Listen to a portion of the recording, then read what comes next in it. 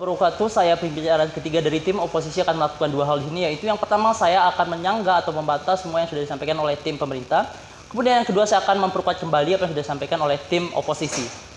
Mosi kita kali ini yaitu gerakan-gerakan sosial seharusnya lebih berfokus pada ketimpangan kelas ekonomi daripada diskriminasi berbasis identitas seperti gender, etnis, dan lain-lain. Kami sebagai tim oposisi menolak dan tidak setuju dengan mosi kita kali ini. Seperti yang sudah disampaikan oleh tim pemerintah, gerakan diskriminasi identitas tersebut mampu mengubah persepsi masyarakat terhadap kelompok yang dibela atau bahkan mampu mengubah kebijakan publik. Namun disampaikan juga bahwa keberhasilan tersebut belum cukup. Yang ingin saya tanyakan, maksud kata cukup ini seperti apa? Kalau memang belum cukup, maka gerakan tersebut harus didukung, harus diperbanyak lagi, harus lebih masif lagi gerakannya. Sebenarnya seperti itu. Kemudian fokus pada substansi yang sudah disampaikan oleh tim pemerintah tadi, seperti argumen yang pertama yaitu isu-isu yang dibawa dalam gerakan tersebut bersifat sekretariatan dan hanya mengadvokasi kelompok tertentu.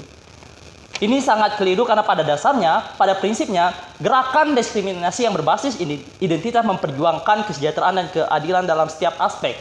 Dalam artian bahwasanya kaum minoritas atau beberapa etnis tertentu di sini ingin menyamaratakan keadilan mereka dalam suatu negara, ingin menyamakan haknya, bukan ingin lebih baik daripada kaum mayoritas di sini. Perlu ditekankan seperti itu karena pada dasarnya prinsip gerakan diskriminasi berbasis identitas memperjuangkan kesejahteraan yang sama. Kemudian argumen yang kedua, substansi yang kedua yaitu permasalahan yang berbasis identitas berbeda-beda satu kelompok dengan kelompok lainnya, bahkan permasalahan bisa tumpang tindih. Menurut saya ini juga keliru. Karena pada dasarnya tujuan daripada gerakan ini yaitu memperjuangkan keadilan yang sama untuk masyarakat dalam suatu negara tertentu. Jadi tidak akan terjadi tumpang tindih atau adanya kisruhan atau konflik antar etnis di sini. Justru ini akan memperbaiki kehidupan sosial masyarakat dalam suatu negara. Kemudian juga disampaikan bahwasannya permasalahan berbasis identitas hanya masalah yang secara visual terlihat dan berbasis kasus. Permasalahan lain yang lebih kompleks sering tidak terlihat karena merupakan dampak sistematis dari penindasan.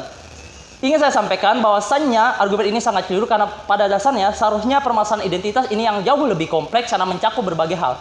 Contohnya, masalah identitas akan berdampak pada ekonomi, pada kegiatan dari beberapa kaum ataupun minoritas yang ada dalam suatu negara. Mana justru diskriminasi ini lebih kompleks daripada berfokus pada ketimpangan ekonomi ataupun gerakan yang berfokus pada ketimpangan ekonomi seperti itu.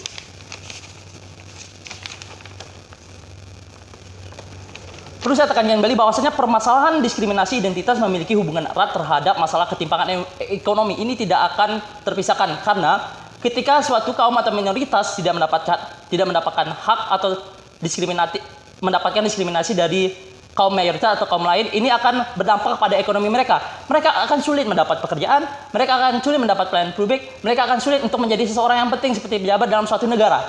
Dan ini masalah yang sangat kompleks yang perlu kita atasi bersama. Saya akan memberikan contoh bagaimana kasus rasisme di Amerika Serikat yang berdampak pada ekonomi masyarakat di sana, seperti sulitnya berkembang ekonomi masyarakat kulit hitam di Amerika. Kemudian juga melihat kasus di Myanmar, Muslim di Myanmar yang di mana masyarakat Muslim di sana sulit berkembang, terutama berkaitan dengan ekonomi. Karena ini berlatar belakang pada kasus diskriminatif atau kasus rasisme yang terjadi terhadap mereka sendiri, seperti itu.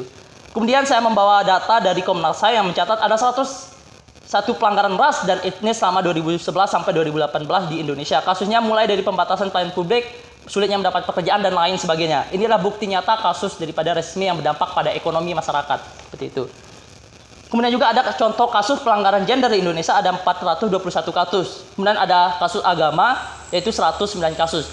Maka kasus-kasus yang berbasis identitas ini sangat kompleks dan sangat luas cakupannya, sehingga gerakan-gerakan yang berbasis identitas harus ditonjolkan, harus ditekankan sehingga dampak-dampak yang baik, terutama dampak ekonomi daripada kaum minoritas atau beberapa kaum etnis itu lebih baik lagi. Itu. Dampak negatif yang akan muncul jika gerakan perjuangan tentang diskriminasi identitas tidak diprioritaskan atau tidak diperbolehkan, maka hak-hak dari beberapa etnis tertentu akan diabaikan. Kedua, ketimpangan ekonomi akan semakin parah, terutama bagi etnis atau identitas mayoritas di suatu negara seperti itu.